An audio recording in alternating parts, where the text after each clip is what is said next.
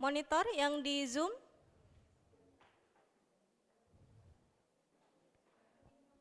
Atau tidur semua ini? Desi monitor?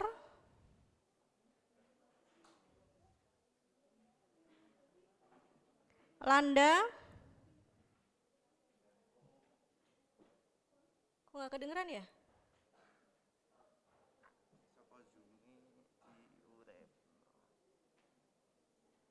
Udah nih. Ini nggak kedengeran suara dari Zoom, kita nggak bisa interaksi dengan mereka dong.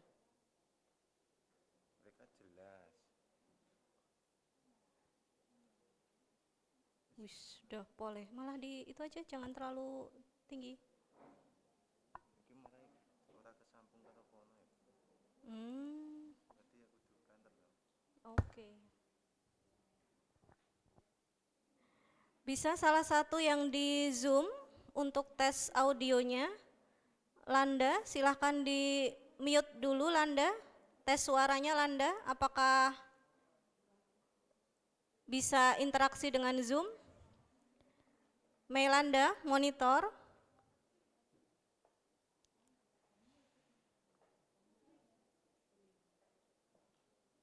Kok nggak kedengeran ya?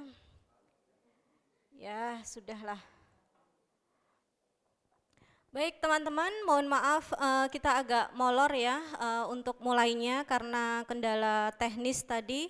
Ternyata untuk tampilan kurang tahu ya karena dipasang beberapa alat ternyata tidak bisa duplicate, dicoba dengan extend juga ternyata ada kendala. Jadi mohon maaf kalau ini nanti tampilan PPT-nya mungkin terjeda ya khususnya untuk yang teman-teman mengikuti di Zoom meeting. PowerPoint baik dari Bu Nini maupun saya nanti kita share di grup kelas maupun via Instagram. Baik, kita mulai untuk kuliah umum HKHP dan Hukum Kewarisan. Assalamualaikum warahmatullahi wabarakatuh. Ya, jadi nanti selama 1,5 jam kita akan mendiskusikan terkait dengan perkawinan poligami, khususnya adalah mengenai harta dalam perkawinan poligami dan pembagian harta tersebut ketika terjadi putusnya perkawinan, baik karena perceraian maupun karena kematian. Nah, nanti di awal Bu Nini akan menyampaikan terlebih dahulu mengenai perkawinan poligami, syarat-syaratnya seperti apa. Kemudian sesudah itu adalah pembahasan mengenai harta dalam perkawinan poligami, termasuk pembagiannya khususnya ketika terjadi putusnya perkawinan karena perceraian. Dan nanti untuk Bu Destri akan lebih fokus pada pembagian harta di perkawinan poligami ketika terjadi kematian.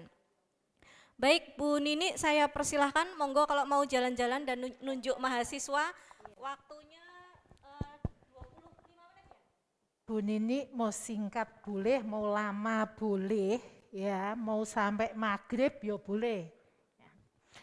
Baik, saudara-saudara sekalian, Assalamualaikum warahmatullahi wabarakatuh. Selamat siang, salam sejahtera buat kita semua, ya, salam sehat untuk semuanya.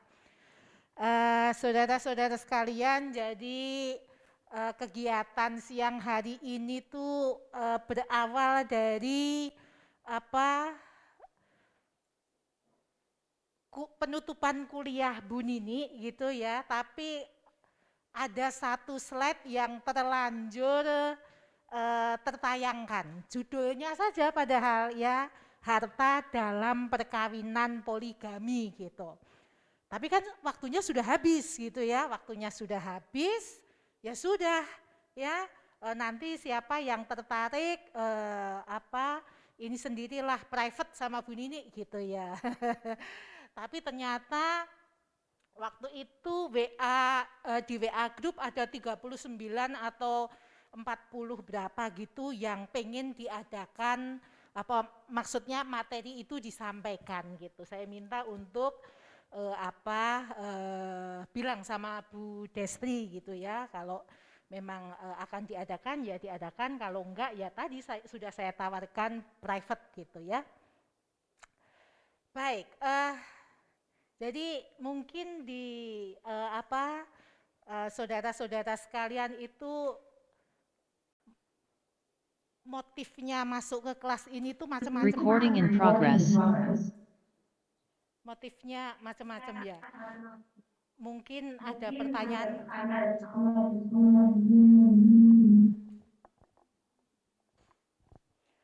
Mungkin ada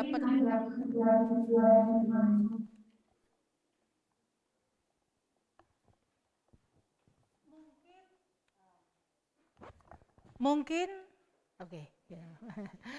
Mungkin ada pertanyaan, aku bisa nggak ya poligami gitu ya. Tapi ada yang pertanyaannya boleh nggak ya aku poligami, boleh nggak? Ada yang pertanyaan kalau nanti ada poligami, istri 2, istri 3, istri 4 gitu kan, itu ruwet enggak ya? Khususnya ya pengelolaan harta kekayaannya gitu. Jadi sebelum sampai pada itu saudara-saudara sekalian, ini slide yang paling awal bisa Bu Destri tolong. Ini ya, oke. Jadi pengertian poligami itu apa sih sebenarnya gitu ya. Kita berawal dari pasal 3 ayat 1 Undang-Undang nomor 1 tahun 74 mengenai undang-undang perkawinan ya. Pada dasarnya atau pada asasnya dalam suatu perkawinan seorang pria hanya boleh memiliki 1 orang istri dan 1 orang wanita hanya boleh mempunyai 1 orang suami. Itu monogami.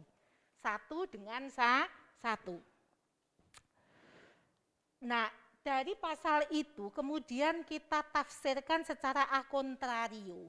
Ya, penafsiran secara a contrario. Kalau poligami itu seperti apa?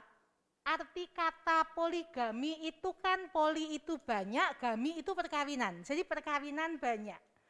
Literal kita artikan dalam suatu perkawinan seorang pria mempunyai istri lebih dari 1. Seorang wanita mempunyai suami lebih dari 1, itu poligami.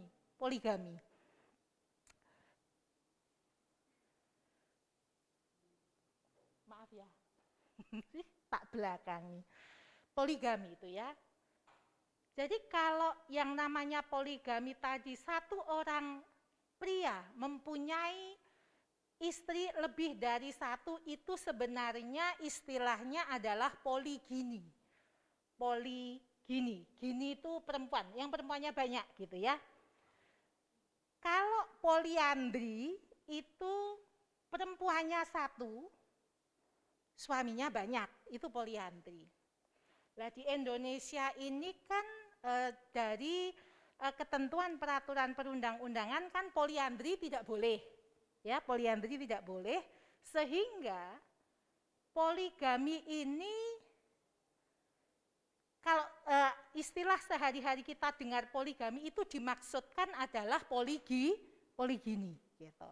Itu dari istilahnya. Nah, silakan. Di sini, duduk depan sini. Pertanyaannya, apakah poligami itu diperbolehkan gitu kan? Apakah pertanyaan apakah poligami itu diperbolehkan? Saudara-saudara sekalian, masuk kepada pasal 2 Undang-Undang Perkawinan. Adalah sah apabila dilakukan menurut hukum masing-masing agama dan kepercayaannya itu. Gitu. Sampai saat ini diakui 6 agama ya. Pertama adalah Islam, Katolik, Kristen, Hindu, Buddha, dan Konghucu. Semua ini mengatur mengenai hukum perkawinannya itu masing-masing. Nah, ketika dikatakan perkawinan sah itu jika dilakukan menurut hukum masing-masing agamanya itu, kemudian ada perintah pencatatan, maka kita kembalikan boleh tidaknya itu pada ketentuan agamanya masing-masing. Gitu. Jadi sampai saat ini sudah bisa dijawab ya, aku boleh enggak poligami gitu, udah boleh dijawab ya, sudah bisa lah, bisa dijawab.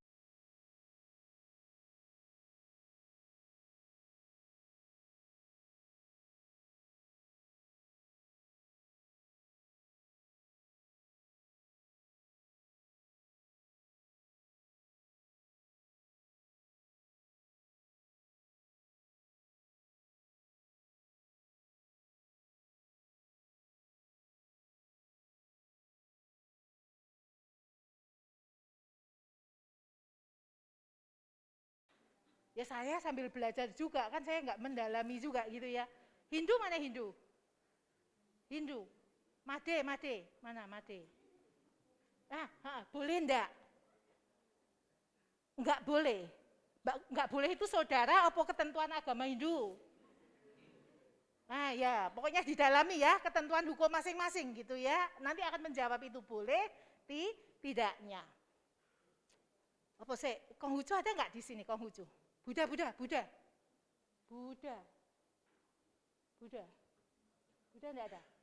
Konghucu?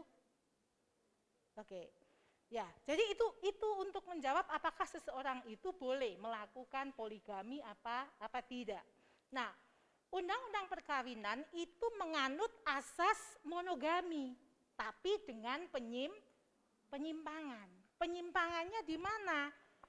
Pada ketentuan pasal 3 dan 4 yang mengatur bahwa kemungkinan bisa dilakukan poligami kalau memenuhi syarat-syarat. Ada syarat alternatif, ada syarat kumulatif. Kita next ya. 4 dan 5 ya.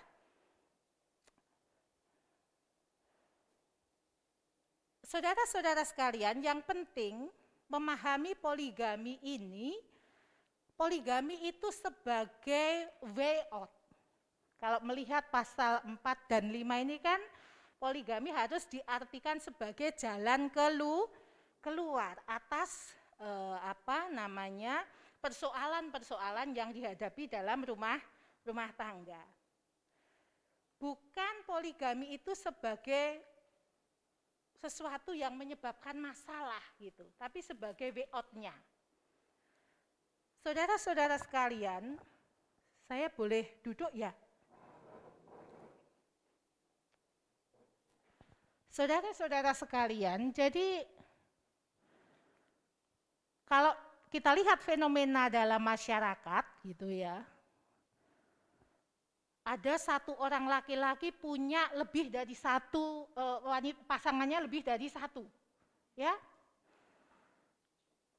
Itu bisa selingkuhan, ya, bisa istri siri, ya,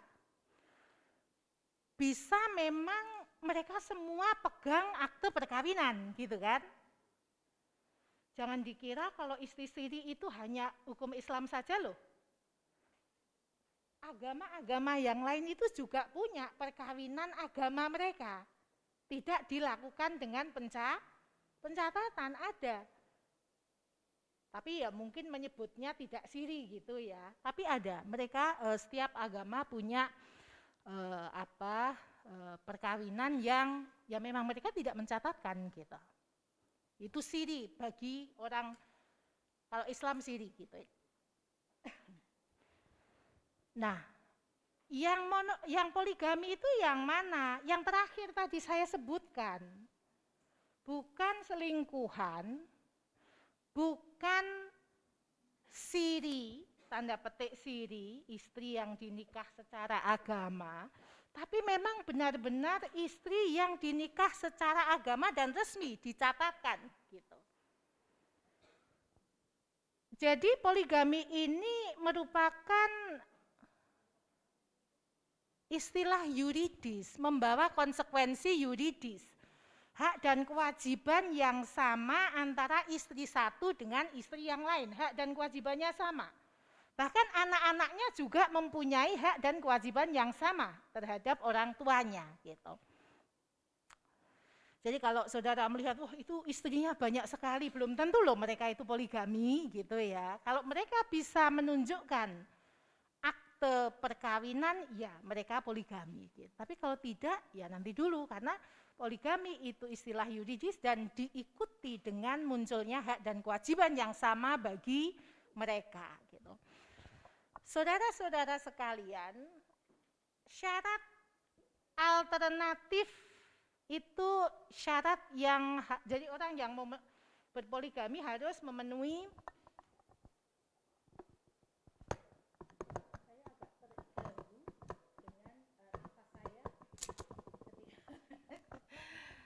ya, tapi saudara-saudara pakai loh ya, kalau saya lepas saudara pakai gitu ya.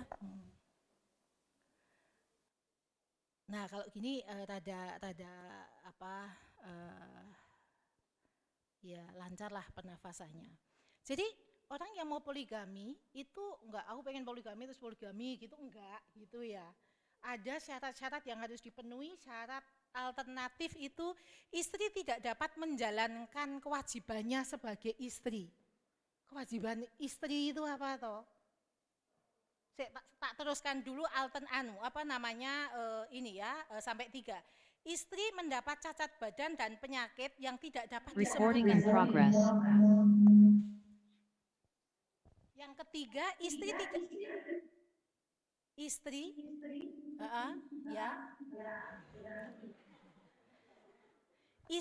tidak dapat melahirkan keturunan. Ini boleh milih salah satu, terpenuhi satu, ada kans, ada kesempatan untuk berpoligami.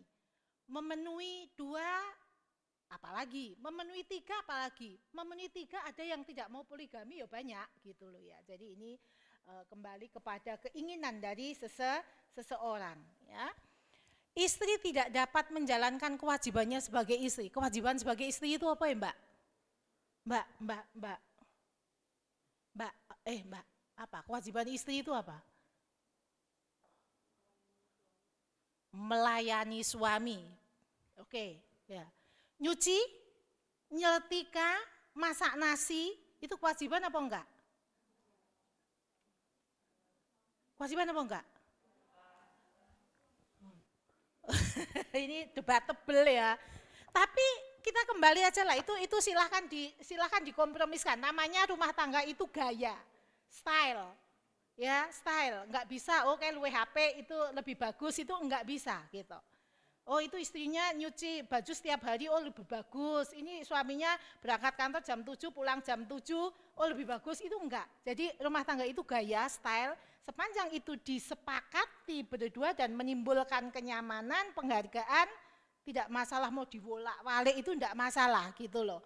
Cuman yang menjadi prinsip ada kewajiban-kewajiban dasar gitu ya. Nek suami itu ya kewajibannya memberi nafkah, memberi tempat tinggal dan lain sebagainya. Kembali kepada istri tidak dapat menjalankan kewajibannya sebagai istri.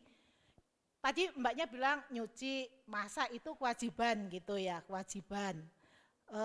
Tapi kalau enggak bisa nyuci laundry boleh apa enggak? Boleh. Enggak bisa masak, GoFood boleh apa enggak? Boleh. Tapi kalau enggak bisa melayani biologi suami, outsourcing boleh apa enggak? Enggak boleh gitu loh. Enggak boleh. Jadi istri tidak dapat menjalankan kewajibannya sebagai istri itu harus diartikan sebagai pemenuhan kebutuhan biologis. Gitu. Bukan raiso masak, raiso jangan bening, sayur sop gitu, poligami gitu, enggak gitu loh. Ya, oke. Kemudian istri mendapat cacat badan dan atau penyakit yang tidak dapat disembuhkan. Ya, ini juga harus dikaitkan dengan pelaksanaan kewajiban biologis tadi. Knalpot itu cacat badan seumur hidup itu enggak bisa disembuhkan kan? Nah, apa ya knalpot terus aku poligami gitu kan enggak mungkin gitu ya. Nah,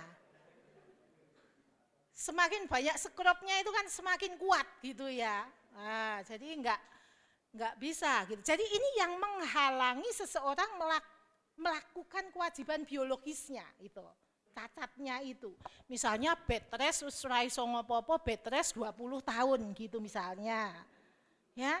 Nah, kemudian tidak mendapatkan keturunan. Saudara-saudara sekalian, jadi tidak mendapatkan keturunan ini memang dikaitkan dengan tujuan dari perkawinan ya di Undang-Undang Nomor 1 Tahun 74 untuk ini keluarga yang bahagia gitu kan ya. Keluarga yang bahagia itu idealnya itu ada ayah, ada ibu, ada anak. Tapi saya tidak mengatakan yang enggak ada anak tidak bahagia gitu kan. Nah, tapi anak ini menjadi unsur utama gitu juga di dalam sebuah keluarga. Sehingga kalau dia tidak mendapatkan keturunan itu ada kemungkinan untuk berpoligami gitu. Nah, yang harus dipahami bahwa tidak adanya keturunan dalam sebuah keluarga itu bukan berarti hanya karena wanita saja loh gitu. Jadi bisa jadi penyebabnya adalah suami bisa, istri bisa, mungkin dua-duanya juga bisa gitu. Jadi kalau penyebabnya tidak ada keturunan maka harus nanti permohonannya itu dilampiri apa surat ke lo, neng sekolah dokter itu loh. Yang menyebutkan bahwa menerangkan bahwa memang ini tidak bisa laki-laki dan perempuan gitu. Jadi tidak kok terus kalau yang perempuannya itu yang istilahnya itu tidak bisa menghasilkan keturunan ganti atau tambah istri kemungkinan bisa gitu. Tapi kalau yang laki-laki tidak bisa memberikan keturunan ganti 10 kali ya tidak bisa gitu kan. Nah, ini yang nanti menjadi pertimbangan hakim. Kemudian yang kok redup ya, Mbak. Yang itu pasal 5 adalah kalau yang atas itu syarat alternatif itu terpenuhi satu bisa gitu ya. Tapi kalau yang syarat kumulatif adanya persetujuan istri atau istri-istrinya. Adanya kepastian bahwa suami menjamin keperluan hidup istri-istri dan anak-anaknya dan adanya jaminan bahwa suami akan berbuat adil. Artinya untuk berpoligami ada persetujuan istri atau istri-istrinya. Yang kedua, ada kepastian kemampuan finansial untuk menjamin, ya kan tidak bisa dihibur dengan kata-kata cinta saja kan, kalau mau hidup gitu kan, ada istri-istri dan anak-anaknya itu butuh makan gitu. Sehingga ya ada kemampuan ekonomi, jangan kok pegawai negeri golongan 2B gitu ya, yang tidak punya sampingan gitu, pengen poligami gitu kan. Nah, kemudian adanya jaminan bahwa suami akan berlaku adil. Nah, ini yang paling berat itu yang bawah itu. Nanti kaitannya kita dengan harta dalam perkawinan ya, adil. Karena adil itu yo kita aja orang fakultas hukum aja bicara keadilan aja berapa puluh teori itu. Teori keadilan John Rawls, teori keadilan ini dan lain sebagainya gitu. Adil itu sing kepiye yo gitu ya. Itu sampai sekarang juga kadang-kadang orang aku bisa berbuat adil apa enggak ya, kalau enggak ya wis lah enggak usah gitu kan. Oke.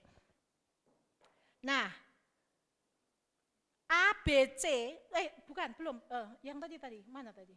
Nah ini, A, B, C itu penting, A, B, C penting. Tapi lebih penting apa saudara-saudara sekalian yang ayat 2 itu tadi loh.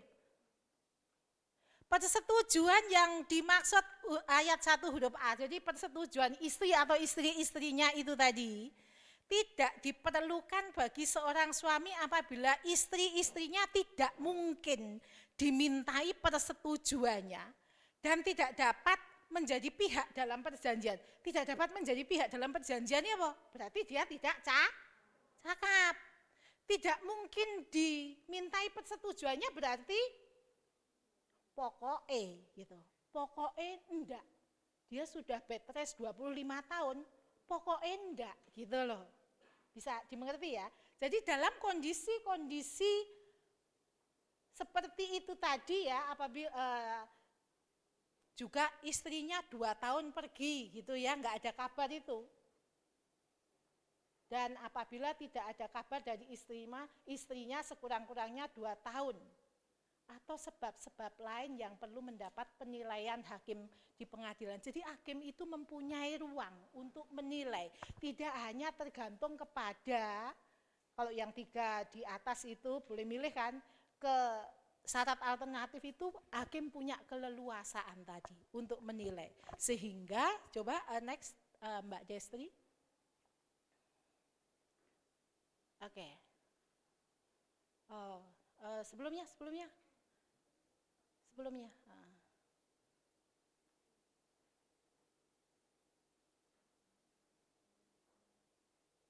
Oke. Jadi itu tadi ada syarat-syarat. Kan kemudian ada persetujuan atau ada izin dari hakim. Menurut saudara dari pasal 4 dan 5. Penting mana? Izin dari pengadilan atau yang banyak itu tadi? Menurut saudara? Jadi sebenarnya gini pertanyaannya Bu Nini. Sakjane itu sebenarnya untuk poligami itu yang penting itu ada izin pengadilan, apa izin istri, satu diambil. Izin istri, tapi hakim bisa punya keleluasaan loh itu tadi. Nah istrinya itu pokoknya udah bed rest 25 tahun, ya pokoknya enggak. Kamu nggak bisa memberikan keturunan, pokoknya enggak, sambil tutup mata gini, pokoknya enggak. Kamu tidak bisa melayani suamimu loh, sudah 25 tahun loh, pokoknya enggak, gitu. Maksudnya gitu loh, itu nek saudara itu jadi hakimnya, suami itu memohon gitu ya, kan alternatif terpenuhi semua itu tadi, mulai dari tidak bisa melakukan kewajiban dan lain sebagainya gitu. Saudara sebagai hakim, saya hakim, memberikan izin apa enggak? Kondisinya tadi loh, 25 bed rest, 25 tahun suaminya enggak bisa melakukan hubungan, memenuhi kebutuhan biologis dan lain sebagainya, tapi bojone pokoknya enggak gitu. Dikasih. Ya. Kalau ini istrinya enggak menyetujui loh, tapi hakim memutus toh diberi izin untuk poligami. Kalau dia melakukan poligami sah enggak? Sah. Ya, sah.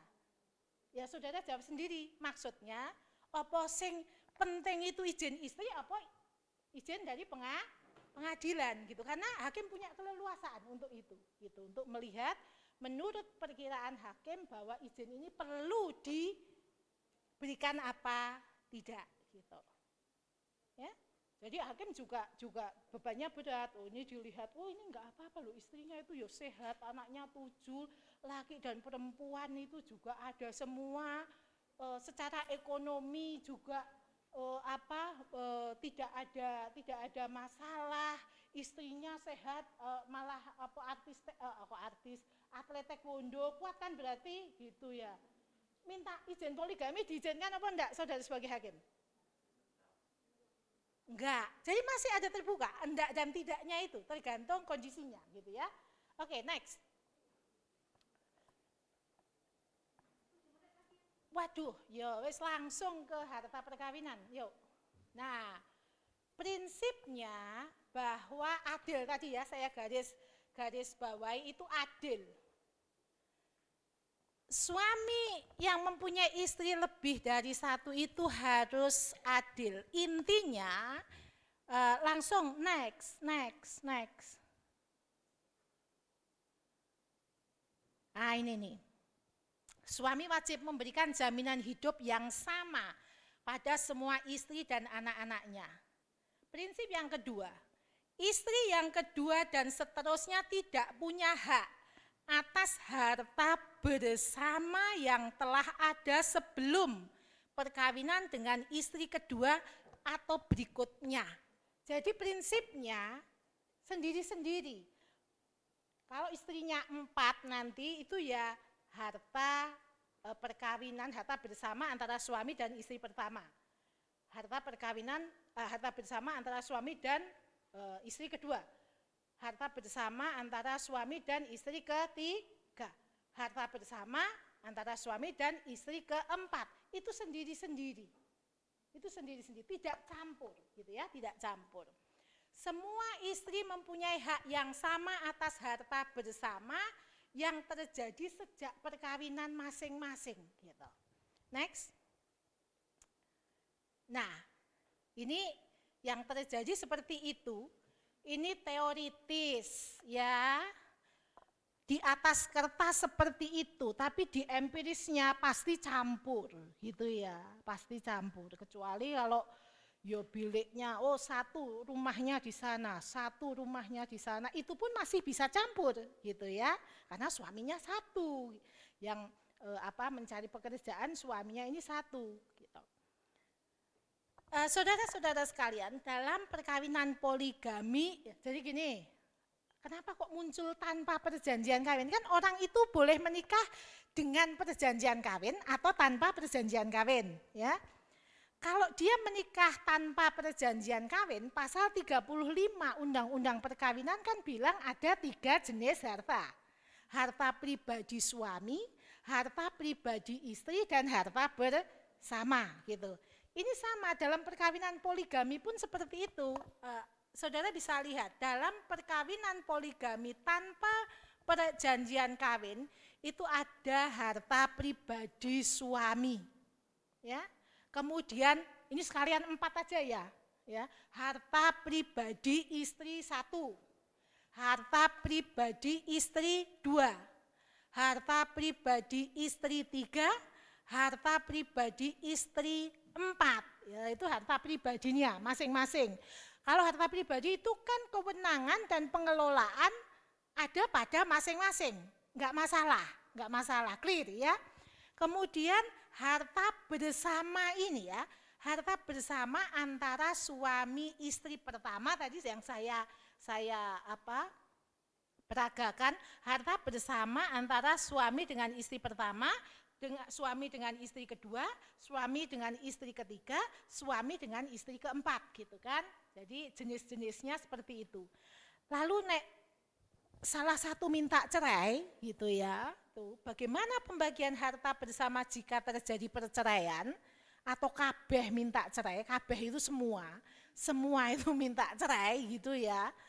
Maka nanti akan ini ilustrasinya ya.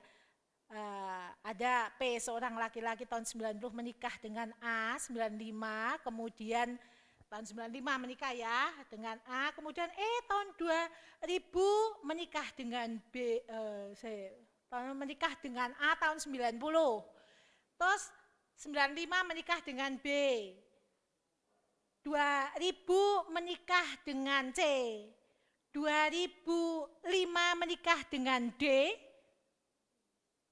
Tahun 2010 minta cerai. Ini kasusnya A yang minta cerai, tapi bisa jadi semua minta cerai gitu ya.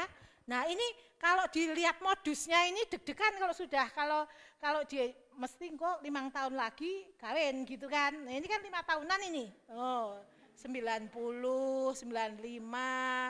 2000 deh ya. Itu. Oke. Terus next.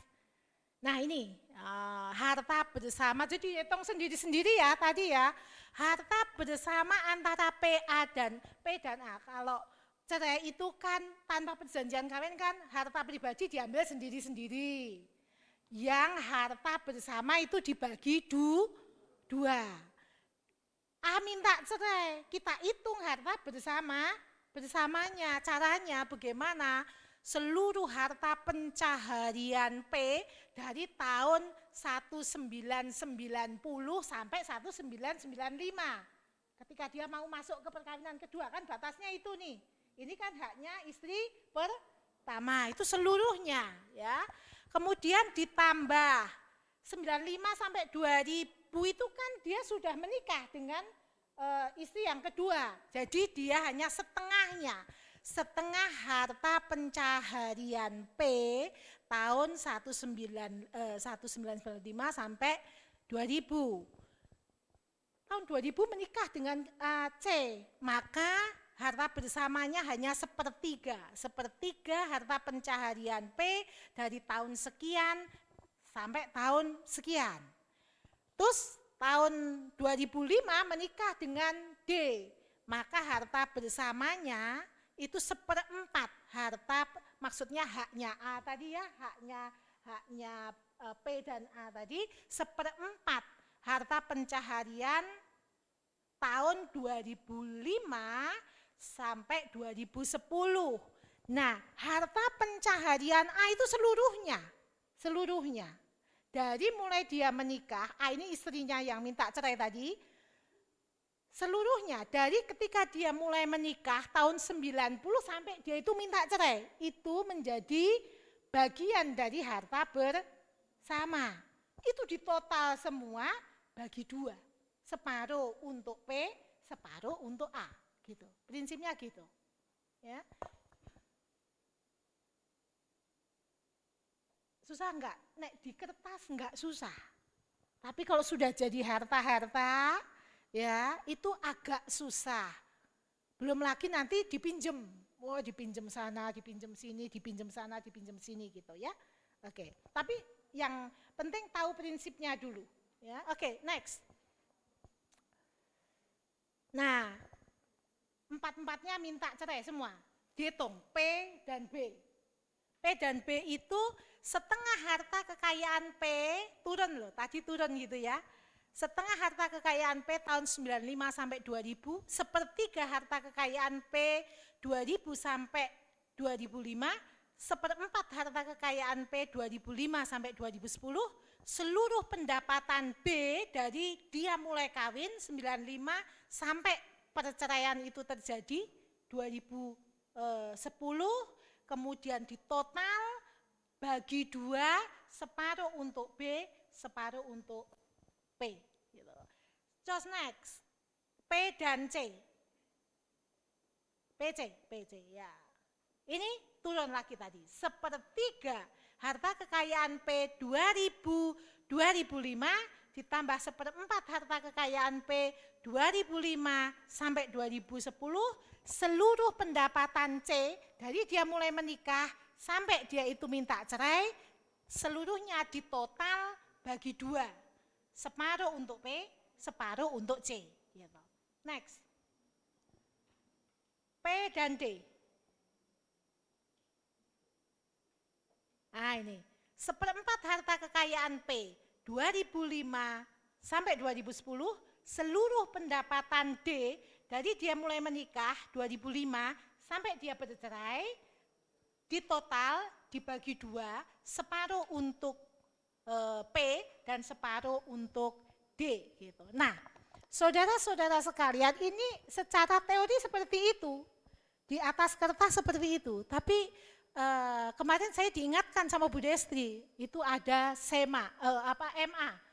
Bu, untuk poligami diharap mempedomani buku kedua MA gitu kan. Nah, saya tanya isinya apa?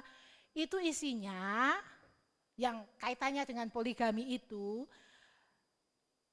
istri, baik istri 1, 2, 3, 4 itu tadi berhak penuh atas rumah tinggal dan isinya. Rumah tinggal dan isinya. Jadi rumah tinggal istri nomor 2 dan isinya itu tidak ada haknya istri pertama, istri ketiga, dan istri keempat. Jadi masing-masing istri keempatnya itu mempunyai hak penuh atas rumah tinggal beserta isinya. Bertentangan enggak sih Bu dengan penghitungan itu tadi gitu. Kalau kita lihat fenomenanya, ya kan kadang-kadang itu saya katakan tidak bertentangan ini. Kenapa? Kan yang atas tadi kan untuk berlaku adil gitu kan, maka ada perhitungan seperti itu.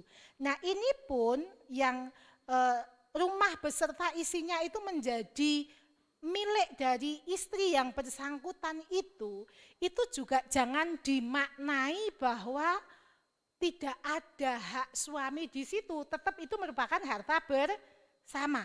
Kalau suaminya mati, istri-istri yang lain itu dapat apa enggak?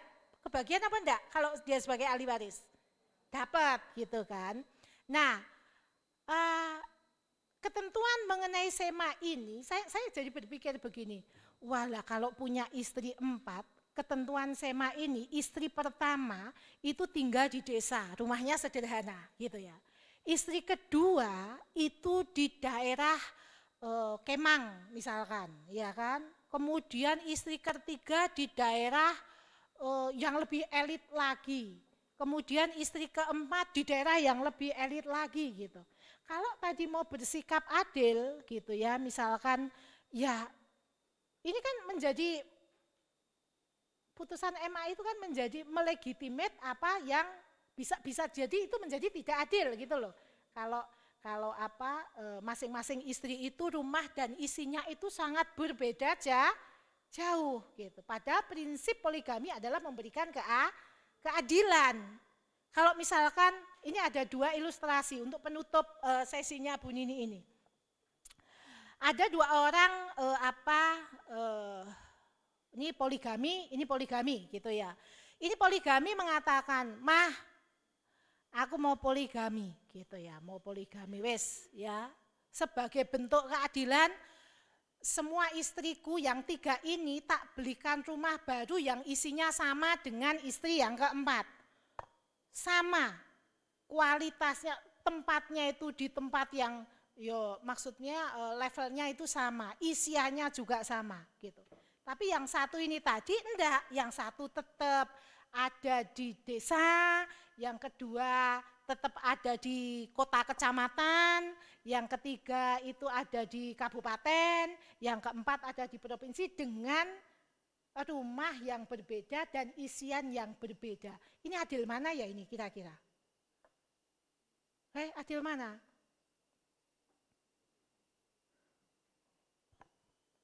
Kalau ini mbak sekarang, ini enggak mengarah pada saudara nanti ini enggak gitu.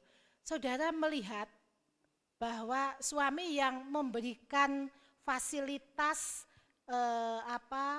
rumah dan isinya, ini terkait dengan MA itu tadi ya, itu yang sama terhadap semua istrinya dan yang berbeda-beda, kira-kira menunjukkan lebih adil yang mana?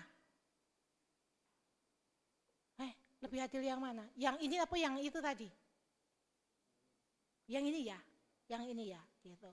Bisa untuk meredam itu perasaan yang ini gitu ya. Tapi kalau ini semakin akan, kalau tidak ridho ya, tidak ini, tapi kalau ini ya itu kira-kira ya, jawab sendiri aja lah gitu ya, di batin ya boleh gitu ya. Oke, nanti kita akan banyak diskusi ya. Waktunya saya kembalikan Bu Destri. Nggih, matur nuwun. Assalamualaikum warahmatullahi wabarakatuh. Selamat sore.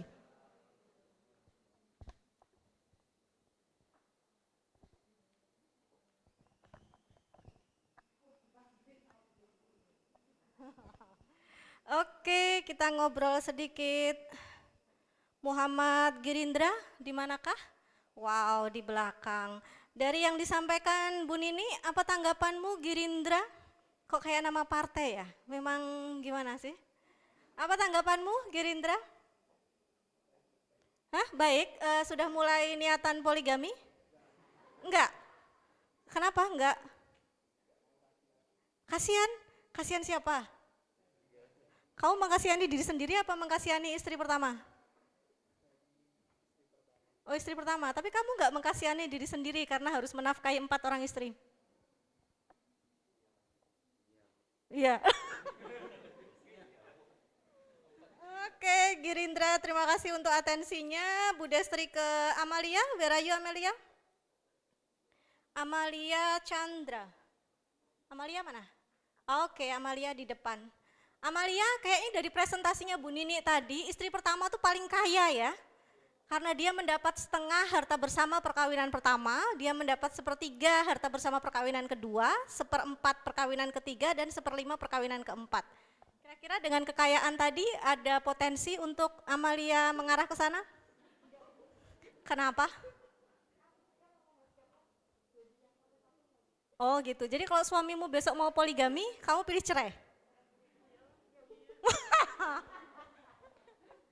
Oke, good ya, itu masing-masing ya, tapi fenomena di masyarakat itu memang banyak sekali menurut saya, dan kalau Bu Nini tadi arahnya adalah pembagian ketika terjadi pembagian harta ya, ketika terjadi perceraian, Bu Destri akan mencoba mengarah ke ketika terjadi kematian gitu ya.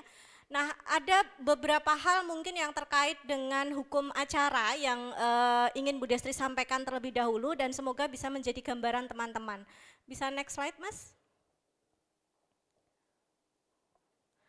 Ya, kalau tadi sudah disampaikan oleh Bu Nini gitu ya, bahwa dalam perkawinan poligami itu salah satu yang bisa jadi akan menimbulkan permasalahan itu adalah terkait dengan harta bersamanya. Nah, MA sendiri dari tahun kalau saya lihat gitu ya, tahun 90 kemudian 2010 itu ada keluar buku 2 MA itu yang tadi disinggung oleh Bu Nini. Kemudian 2011 ada revisi, 2013, kemudian yang terakhir kalau nggak salah 2015 gitu ya. Mulai kemudian menata gitu ya, ketika memang ada dalam tanda kutip banyak permasalahan terkait dengan harta di dalam poligami, maka ditambahkan aturan bahwa pada saat suami itu mengajukan permohonan izin poligami, maka harus disertai permohonan penetapan harta bersama. Ini harus. Bahkan kalau suaminya tidak mau melakukan permohonan penetapan harta bersama, istri harus menggugat rekonvensi. Tahu artinya gugatan rekonvensi, Mas? Gugatan rekonvensi.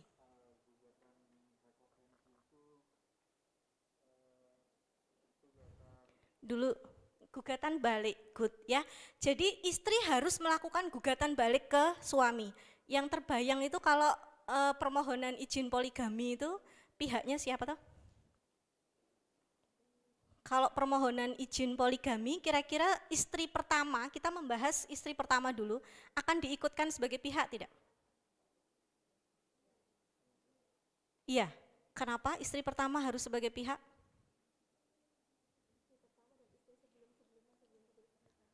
Istri pertama dan istri sebelum-sebelumnya. Ini kita mau bahas dulu ketika suami dengan tekad bajanya bismillah gitu ya, akan kupinang engkau dengan bismillah untuk istri kedua. Kita belum, Bu Nini tadi langsung 4 sih ya, padahal seorang suami kayaknya kamu mau melangkah untuk yang kedua ragu-ragunya banyak ya. Bahkan tadi Gerindra mengatakan tidak mau melakukan itu gitu ya, Bu Nini sudah langsung contohnya 4. Ya Gerindra ya. Tapi kalau kamu berubah pikiran nggak apa-apa sebenarnya. Kira-kira istri pertama akan didudukkan sebagai pihak tidak? Kenapa istri pertama harus didudukkan sebagai pihak? Kira-kira kenapa, Mbak? Kembali ke tadi yang disampaikan Bu Nini mengenai syarat poligami apa? Nah, harus ada persetujuan istri. Jadi istri pertama itu akan didudukkan sebagai pihak. Jadi sebenarnya suami-suami itu enggak ada seharusnya menikah secara diam-diam. Harusnya istri pertama tahu. Kok Bu Desti semangat banget ya bahas poligami ya? Jangan tanya apakah saya setuju poligami atau tidak ya, jangan tanya itu. Kalau dosennya cewek gitu ya, pasti jawabannya itu, tapi kalau dosennya cowok biasanya menyampaikannya berbeda. Kalau dulu saya waktu diajari kuliah ini, kebetulan dosennya cowok. Apa yang disampaikan oleh beliau kira-kira? Kalau boleh gitu aja tuh kayaknya kurang akademis. Kira-kira apa yang disampaikan? Setiap ilmu harus diamalkan. Wah, catat Gerindra ya. Setiap ilmu. Kalau dosennya cowok begitu, setiap ilmu itu harus diamalkan. Jadi kalau kamu punya ilmunya nggak diamalkan itu, wah gimana itu ya. Tapi kalau dosennya cewek, tunggu dulu ya. Kayak tadi yang disampaikan Amalia, kami tidak mau jadi nomor 1. Oke, jadi yang dibayangkan memang dalam permohonan izin poligami di pengadilan agama, istri sebelumnya atau istri pertama ya, kita bahas yang perkawinan kedua, istri pertama itu mesti dihadirkan. Dia adalah sebagai termohonnya. Jadi pemeriksaannya adalah secara kontentius. Nah, pada saat itu permohonan izin poligaminya harus disertai dengan penetapan harta bersama. Kalau suami kemudian tidak mau mengubah permohonannya yang tidak ada penetapan harta bersama, maka hakim diperintahkan untuk menyatakan gugatan NO. Artinya apa? Tidak dapat diterima. Jadi nggak usah bahas mengenai apa alasanmu poligami, apa sebenarnya kekurangan istri gitu ya, kenapa harus poligami, enggak, hakim nggak akan ke situ dulu. Pokoknya adalah untuk perlindungan hukum istri pertama dan istri-istri selanjutnya harus ditetapkan dulu harta bersama dari perkawinan sebelumnya. Next Mas Agus. Ini Bu Desi ada contohnya gitu ya. Kok nggak mau? Ya ini sudah pertanda ya, dosennya tidak mengizinkan gitu ya. Oke. Ya ini contoh amar putusan ketika hakimnya mengabulkan izin perkawinan poligaminya. Ini kalau teman-teman baca di direktori putusan Mahkamah Agung sudah banyak sekali ya, termasuk sudah ada penelitian-penelitian tesis apakah hakim-hakim itu kemudian menyatakan NO ketika suami itu nggak mau mengubah permohonan izin poligaminya. Saya menemukan memang satu putusan gitu ya di dalam tesis itu yang arahnya si suami menyatakan saya nggak punya harta bersama dengan perkawinan saya yang pertama. Kemudian intinya saya sudah setuju kok daripada suami saya selingkuh, daripada suami saya berzina, ya sudah biarkan suami saya menikah lagi. Jadi kadang nggak kebayang ya, untuk menghidupi istri pertama saja konteksnya dia nggak punya harta bersama loh. Jadi memang tidak ditetapkan harta bersama dari perkawinan pertama dengan alasan ya mereka nggak punya harta bersama. Dan hakim kemudian mengabulkan izin poligaminya gitu ya dengan alasan tadi bahwa ya istrinya sudah mengizinkan, mereka memang menyatakan tidak memiliki harta bersama gitu ya. Bahkan di Sleman kemarin ada mohon maaf gitu ya, tukang becak yang dia mengajukan permohonan izin poligami.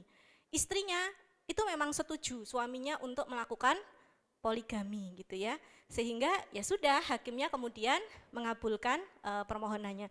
Tapi bukan untuk ditiru dan membandingkan ya, dia bisa kenapa saya enggak gitu ya, bukan gitu ya. Oke, ini contohnya. Jadi di situ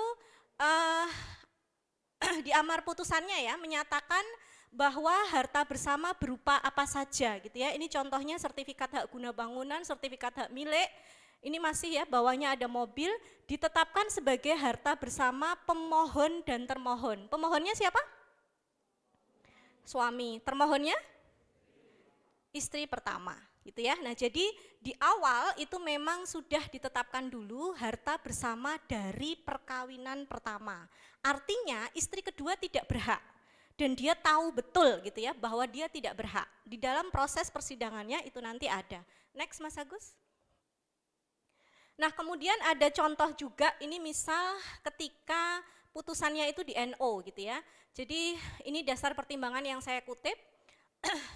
Suami wajib gitu ya mengajukan permohonan penetapan harta bersama gitu ya dengan istri-istri sebelumnya yang digabung dengan permohonan izin poligami.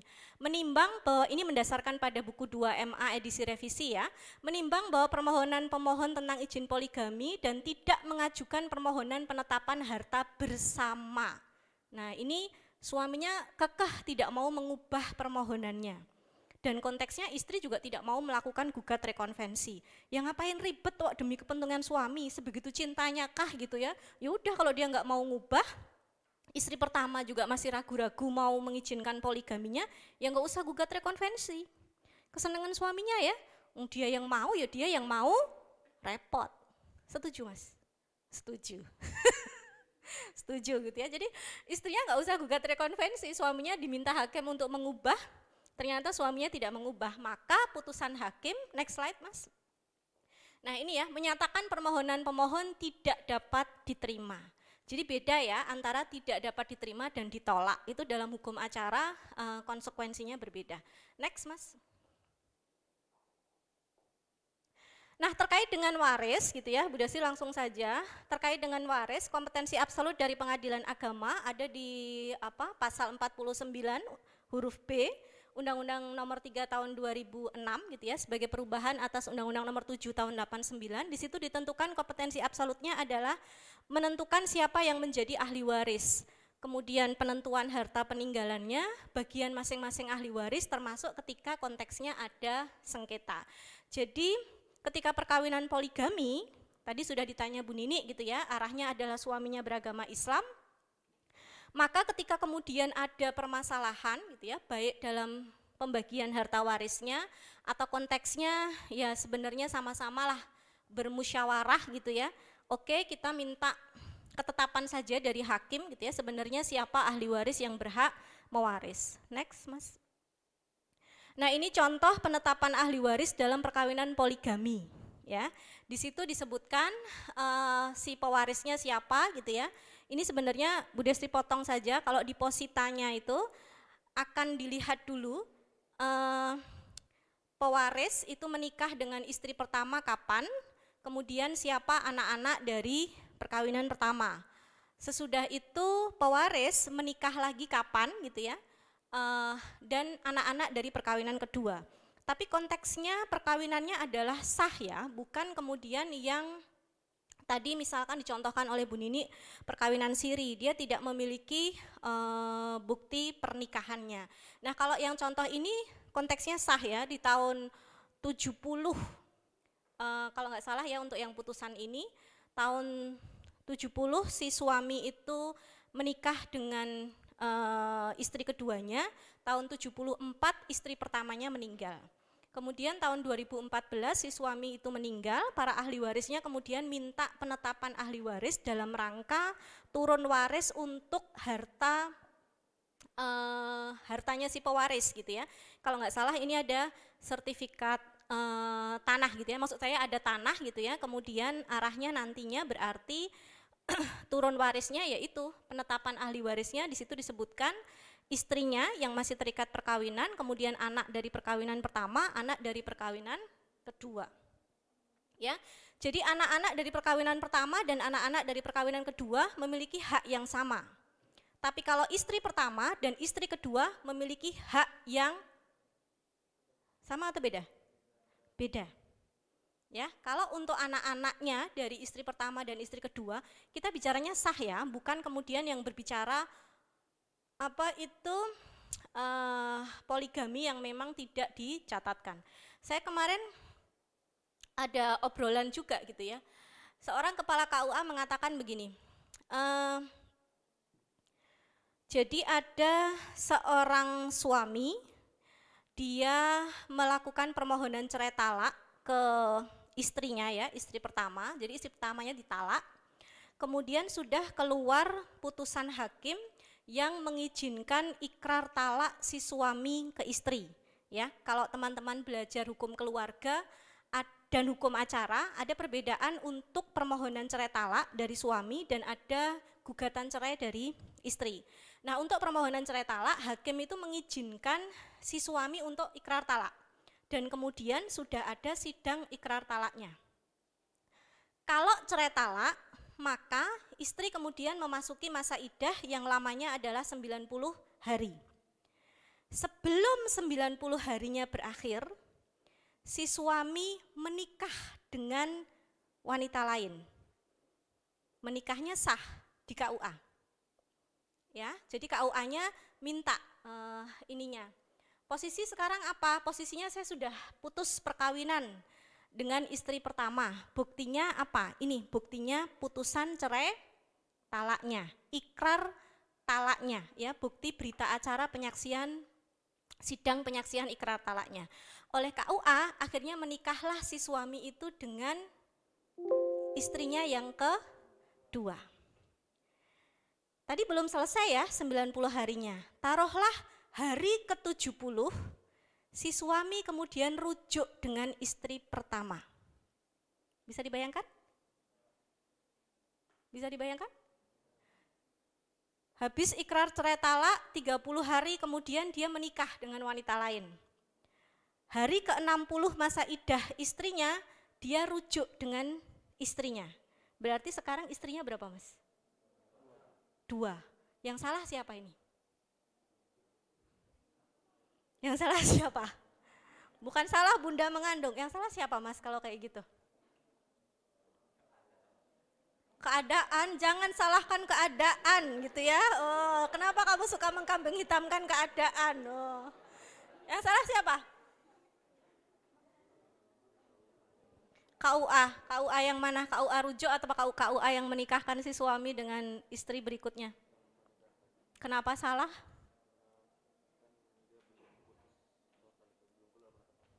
Belum putus.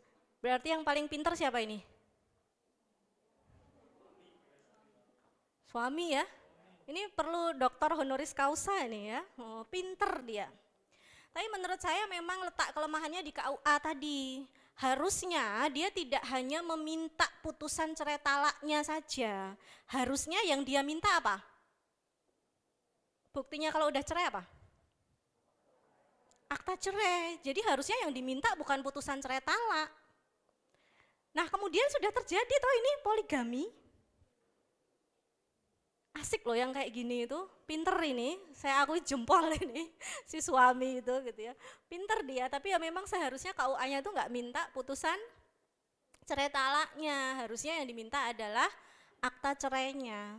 Karena memang 90 hari itu masih ada kesempatan rujuk.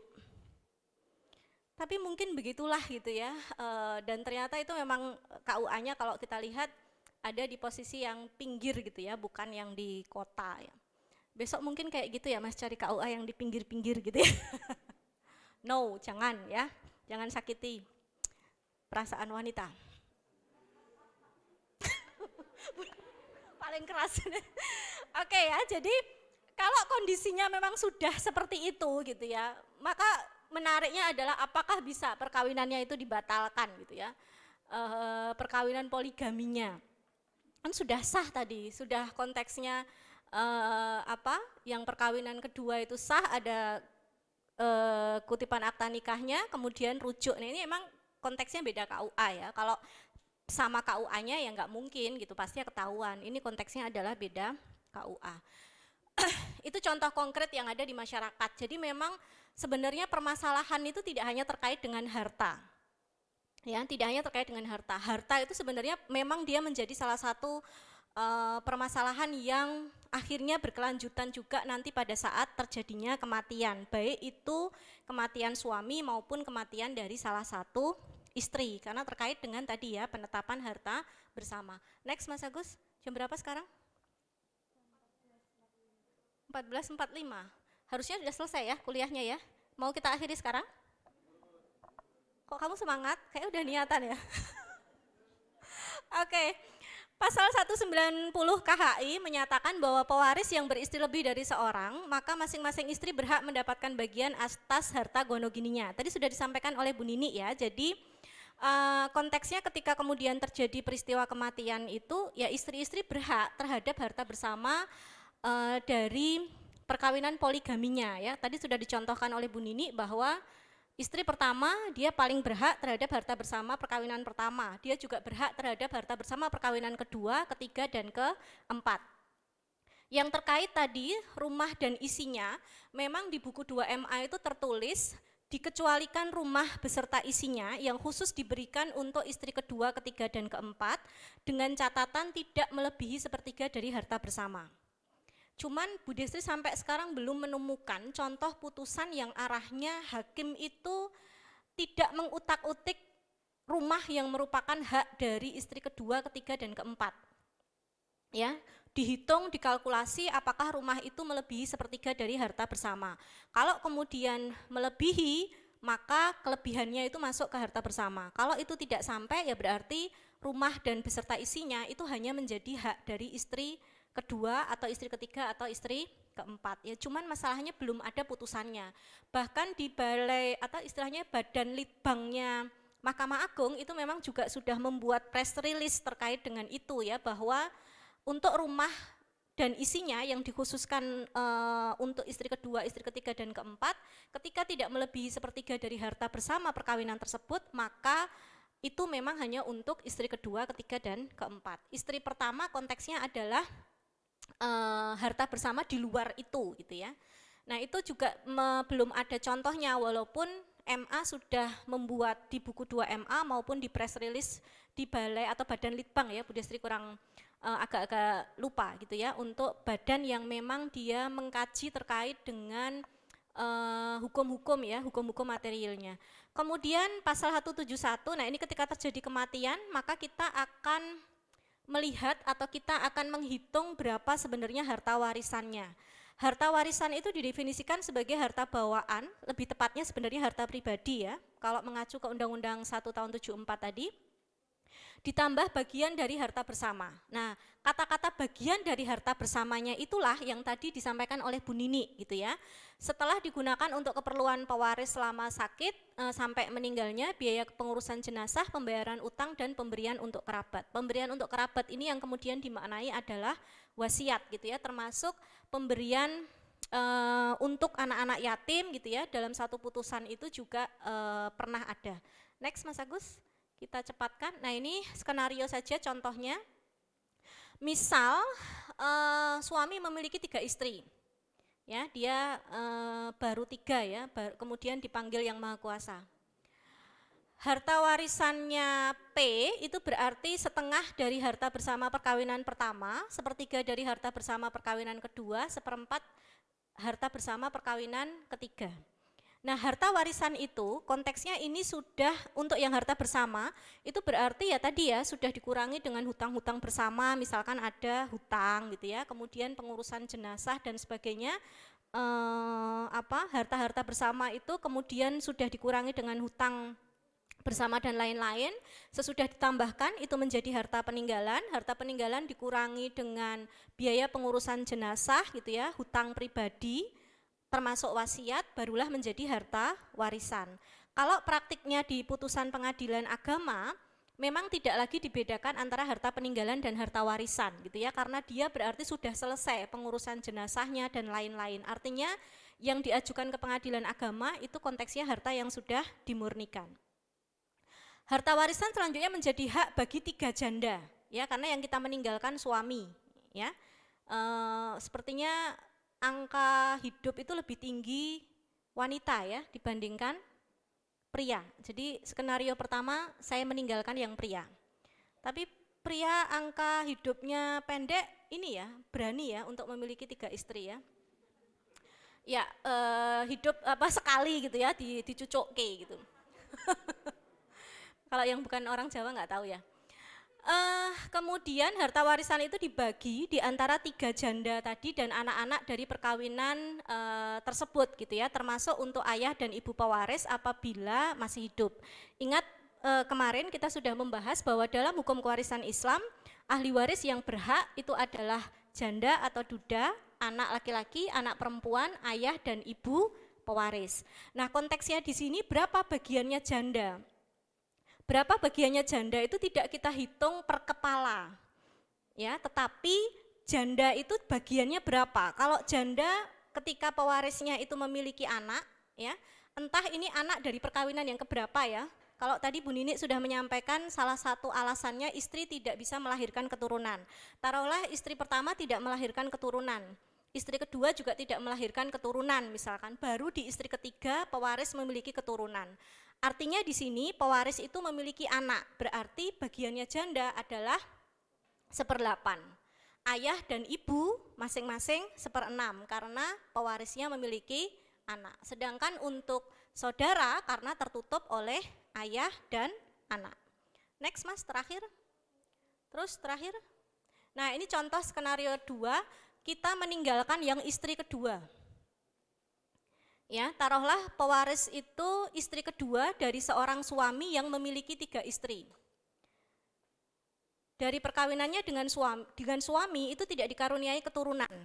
Dan ia masih memiliki seorang ayah dan 1 saudara laki-laki. Ya, jadi apakah istri pertama dan istri ketiga dari suaminya merupakan ahli waris dari almarhumah istri kedua? Bu Destri ulang pertanyaannya, istri kedua yang meninggal, apakah istri pertama dari suami dan istri ketiga dari suami adalah ahli waris untuk mendiang almarhumah istri kedua? Karena Karena sesama madu dilarang saling bermusuhan ya. Karena apa Mas? Syarat ahli waris adalah hubungan darah dan hubungan perkawinan. Sesama madu tidak ada hubungan darah dan hubungan perkawinan. Betul, Bu Destri mengatakan sesama madu. Kenapa teriakanmu paling keras sih? Ya, konteksnya tidak ada hubungan perkawinan, tidak ada hubungan darah, berarti dengan istri pertama, dengan istri ketiga, ya saudara aja gitu ya. Seharusnya sih tidak ada permusuhan kalau suami secara baik-baik poligaminya. Tapi sebenarnya jarang yang baik-baik itu ya. Jadi kalau yang dimeninggalkan ini adalah istri kedua dan dia kemudian masih memiliki seorang ayah dan seorang saudara laki-lakinya tidak berhak. Dari perkawinannya tidak ada keturunan atau tidak ada anak, maka dudanya itu adalah duda dari pewaris yang tidak meninggalkan anak. Maka jatahnya duda adalah setengah dari harta warisan. Sisanya itu menjadi bagiannya ayah. Oke, sampai di sini untuk materi Bu Nini dan Bu Destri. Kira-kira jam berapa sekarang? Perlu dibuka pertanyaan enggak? Ada yang mau tanya? Jam berapa ini Mas? Monitor yang di Zoom tadi ada satu pertanyaan nih, kalau nggak salah di Zoom Mas. Kelihatan nggak? Ini ada Mas menjawab yang di Zoom. Kelihatan nggak? Nah,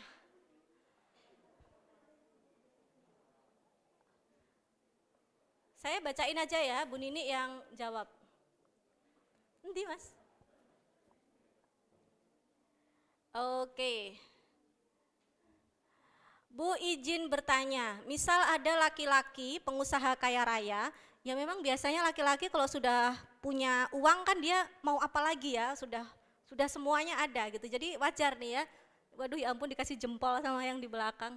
Jadi wajar ini pengusaha kaya raya dan perempuan biasa. Ini Landa ini kayaknya mau dia menegaskan sekali loh, laki-lakinya pengusaha kaya raya, perempuannya biasa. Ini mau mau cari gara-gara ini Landa ini. Berencana menikah, kemudian keduanya membuat perjanjian pranikah menggunakan akta notarial yang di dalam klausulnya membahas tentang poligami. Persyaratan poligami di dalamnya diantaranya istri tidak dapat melahirkan keturunan anak laki-laki hingga 2 kali berturut-turut, maka si pihak laki-laki diperbolehkan melakukan poligami. Kemudian kesepakatan itu disepakati kedua belah pihak dalam akta notarialnya ya. Namun perjalanannya setelah menikah ternyata memang tidak memiliki anak laki-laki setelah 2 kali berturut-turut hamil, mungkin begitu ya. Apakah klausula itu diperbolehkan? Dipandang dari kacamata perdata dulu wes. Monggo Bu Nini.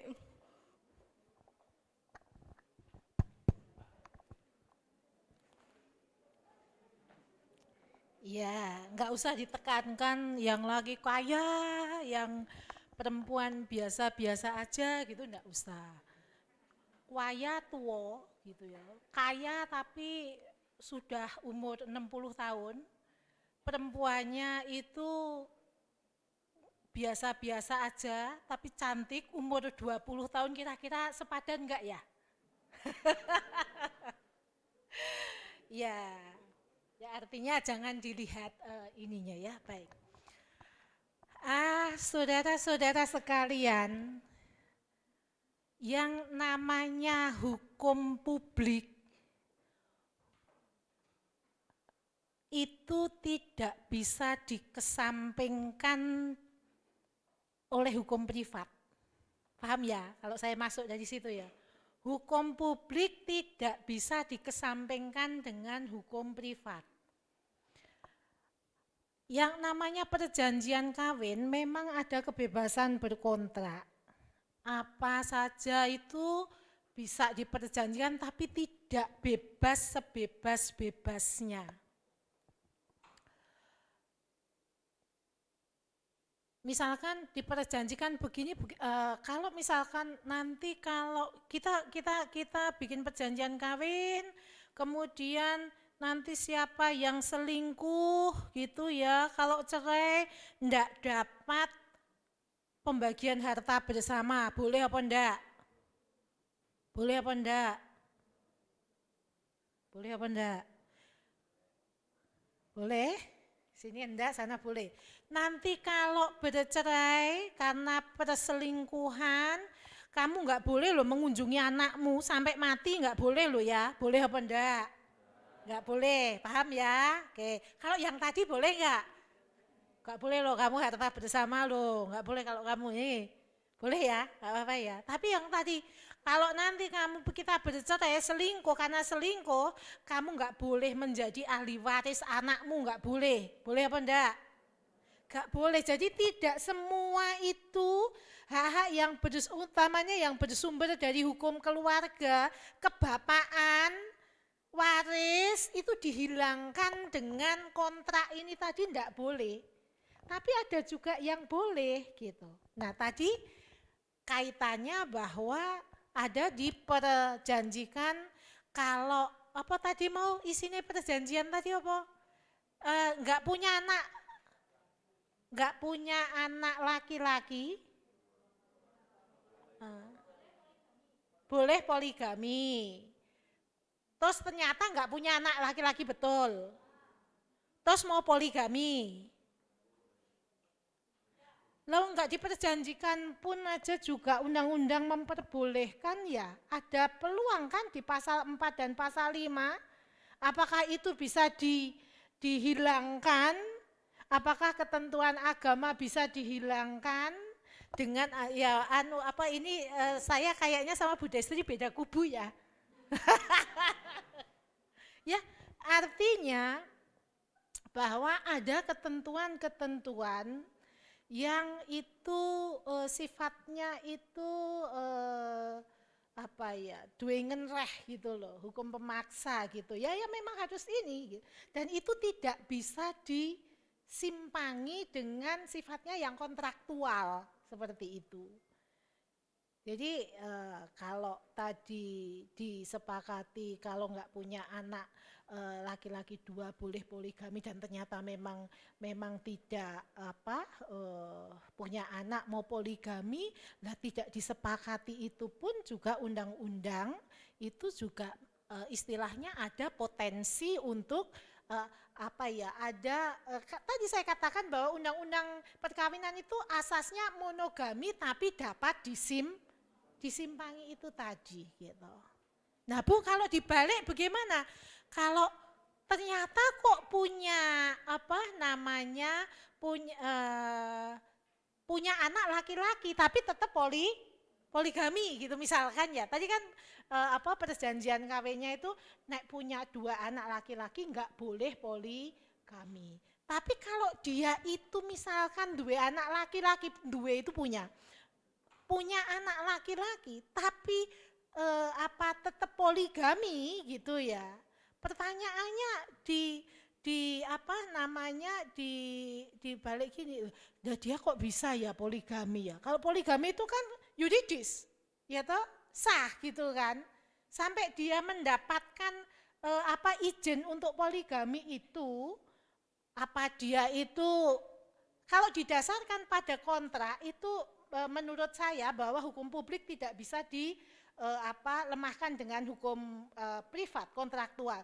Tapi perjalanan sampai dia itu bisa poligami itu kan tidak terus sesok poligami gitu kan enggak gitu ya. Jadi prosesnya itu tadi Bu Destri itu sudah menjelaskan secara runtut. Akhirnya dia poligami. Ya sepanjang itu istilahnya tidak ada gugatan dan lain sebagainya ya poligaminya sah dong gitu kan. Wong sampai ada izin untuk melakukan poligami karena perjalanan menuju poligami itu tidak mimpi terus besok bisa gitu enggak. Jadi panjang. Tadi ada harus ada yang harta bersama dan lain sebagainya tadi loh gitu. Tapi dia ada izin loh ke situ. Putusan pengadilan kan dianggap benar kan? Nah ya ini dipegang dulu poligaminya, benar dia poligami. Nah kalau ada pihak-pihak mau menggugat, ya silakan digugat. Kalau bahwa terbukti bahwa gugatannya itu berhasil, maka poligaminya kan dibatalkan, gitu saja. Bisa ya, dipahami ya. Jadi bahwa pertama hukum publik, hukum Dwingenrecht tidak bisa dilemahkan dengan yang namanya hukum privat, hukum kontraktual. Nah, kita pegang, dia itu bisa poligami, ya kita pegang dulu ini poligaminya sah gitu ya. Perkara nanti ada pihak-pihak yang dirugikan, oh ternyata dia bisa jadi kan ada pemalsuan dokumen, ya enggak? Pemalsuan. Ternyata pas saya tidur itu jempol saya itu dipegang sama suami saya, ditaruh di tinta terus dicap jempol gitu, dicuri gitu kan. Kan dibuktikan di pengadilan apakah persetujuan, kalau itu butuh persetujuan kan. Untuk memberikan izin, pengadilan memberikan izin poligami kan butuh persetujuan istri dan atau istri-istrinya. Lu ibu cap jempol gini, ibu nggak bisa nulis. Iya memang saya benar nggak bisa nulis gitu. Terus ini ada cap jempol ibu, tapi saya merasa nggak memberi gitu kan. Berarti nanti ada pemalsuan dokumen. Nah itu untuk batalkan apa yang namanya ini tadi poligami yang sementara kita anggap sebagai sah itu tadi gitu. Ya banyaklah memang fenomena-fenomena. Jadi tidak apa ya untuk ke poligami itu ada yang jalannya lurus, banyak ridho dari mana-mana, ada yang juga sampai ada pemalsuan dokumen juga banyak gitu. Itu kira-kira Bu Desti mau menambahkan?